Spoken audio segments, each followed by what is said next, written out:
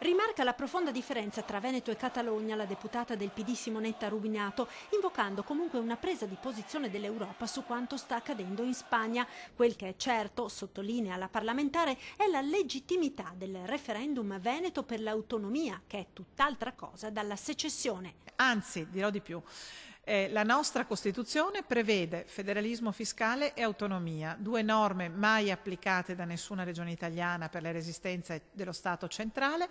Con questo referendum in realtà i cittadini possono esigere alla politica regionale e nazionale l'attuazione di norme della nostra Costituzione. E sempre dal PD, quanto mai spaccato sulla questione referendaria, si leva la voce del consigliere regionale Graziano Azzalin, contrario alla consultazione, che chiede a Zaia di prendere le distanze dal consigliere indipendentista della sua maggioranza Antonio Guadagnini, promotore di un progetto di legge per la secessione del Veneto. Bene, si metta all'ordine del giorno questo progetto di legge e si dica in maniera inequivoca da parte della Lega, da parte della lista Zaia, si voti contro, che si è per l'autonomia nel rispetto della Costituzione e che non si strizza l'occhio agli indipendentisti.